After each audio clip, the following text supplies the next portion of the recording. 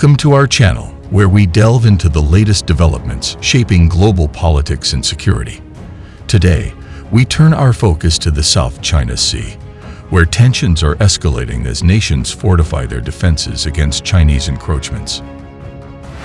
The United States and the Philippines have joined forces to bolster their maritime capabilities in the face of growing Chinese assertiveness in the region.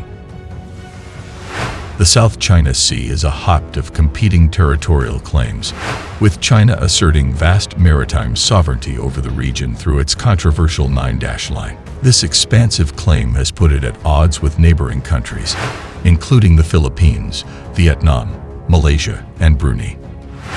In response to China's assertive behavior, the United States has stepped up its military presence in the South China Sea, conducting joint military exercises with allies and partners in the region. These exercises aim to demonstrate a unified front against Chinese aggression and ensure freedom of navigation in international waters. Philippine President Ferdinand Marcos Jr. was visiting a province outside the capital, Manila, last month when his national security advisor urgently contacted him. China had installed a floating barrier in part of the sea claimed by the Philippines. Marcos's decision was almost immediate, according to officials in his administration. He ordered the Philippine Coast Guard to cut the 300-meter-long barrier.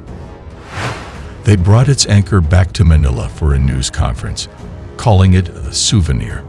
The operation, captured on video, released to the public by the Coast Guard, was seen as a surprisingly forceful move, even by those who have been monitoring Marcos's growing assertion of Philippine claims to nearby islands and reefs in the South China Sea. But his resolve to push back against China has been hardening over the past 10 months, fueled by continuing Chinese harassment, and several instances when Philippine attempts at de-escalation have been rebuffed by Beijing, according to more than a dozen Western Philippine and other Asian senior officials and diplomats. Top aides in the Marcos administration have pursued a campaign to publicly expose Chinese incursions in this strategic part of the Pacific Ocean, which Filipinos call the West Philippine Sea.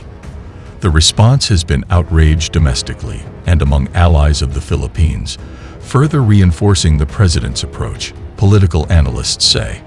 The president's posture would have been unexpected a year ago, when Marcos rose to power in part by allying himself with former President Rodrigo Duterte, who spent his 6-year term seeking closer relations with China while lashing out at the United States and many of the Philippines' other traditional allies. In cutting the barrier, which had been installed in an area that an international court says is under Philippine jurisdiction, Marcos took one of his boldest steps yet against China's claims over practically the entire South China Sea, stoking anxiety about escalating tensions. There's a need to cool down, Philippine Defense Secretary Gilbert Teodoro acknowledged, but on whose shoulders lies the burden of de-escalation? Not ours. Officially, Chinese officials have brushed off the barrier incident as the Philippines putting on a farce for their own entertainment. In a private meeting with the Philippine Foreign Secretary, the Chinese ambassador to the Philippines, Wang Zilian, was unapologetic, suggesting that it was Manila that had behaved provocatively, according to officials at the Philippine Foreign Ministry. The Philippines is not looking for trouble, Teodoro said in an interview, but China has stepped into our living room. Before they enter our bedroom, we have to do something. The water cannon incident probably went further than any other event this year in galvanizing anti-China sentiment in the Marcos administration and in the Philippine public, said political analysts and diplomats. Almost immediately afterward, the Philippine military significantly increased its overtures to the United States over maritime security issues, including tactics for boosting surveillance of sea activity, said a U.S. embassy official who spoke on the condition of anonymity to share private discussions. While this type of cooperation had long been possible under the existing military alliance between the two countries, Manila had not until recently shown such interest, the official said. Since the start of the year, the Philippines also has signed or begun negotiations for new defense agreements with Australia, Japan, the European Union, and India. The Philippine Navy bought 8 ships from South Korea for its offshore combat force, which is responsible for territorial defense, and recently struck a deal with Canada for use of its satellites to detect ships that go dark by turning off location signals, something commonly done by Chinese vessels in the South China Sea, analysts say. After decades of focusing on domestic security threats that have now mostly abated, it is natural for the Philippines to pivot toward external security issues, said Teodoro, the defense secretary. The country needs to muster a credible defense against China, not as a strategy to provoke war but to deter it, he said. In China, however, establishment scholars have accused Marcos of making a high-stakes bid for more direct American support. He rejects that allegation.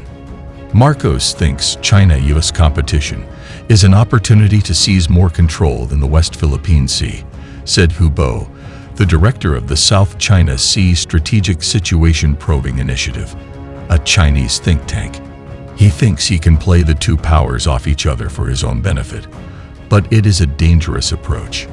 Analysts warn that China's growing naval capabilities pose a significant threat to regional stability and security. By militarizing disputed islands and conducting aggressive patrols, Beijing seeks to establish dominance over critical sea lanes and assert its influence in the region. Recognizing the strategic importance of the South China Sea, the United States and the Philippines have deepened their defense cooperation in recent years. From joint patrols to intelligence sharing, both countries are working together to counter Chinese maritime expansionism and safeguard their national interests. The Philippines, in particular, has sought to modernize its armed forces and enhance its maritime capabilities to better respond to security challenges in the South China Sea. With U.S. assistance and support, Manila aims to build a credible defense posture and protect its sovereign rights in these contested waters. While tensions in the South China Sea remain high, the collaborative efforts of the United States and the Philippines send a clear message to Beijing. Any attempt to challenge the rules-based order or undermine regional stability will be met with a united and resolute response. As the geopolitical landscape continues to evolve, the South China Sea remains a flashpoint for potential conflict. Stay tuned to our channel for the latest updates on this unfolding saga. And don't forget to like, share, and subscribe for more insightful content. Until next time, stay safe and stay informed.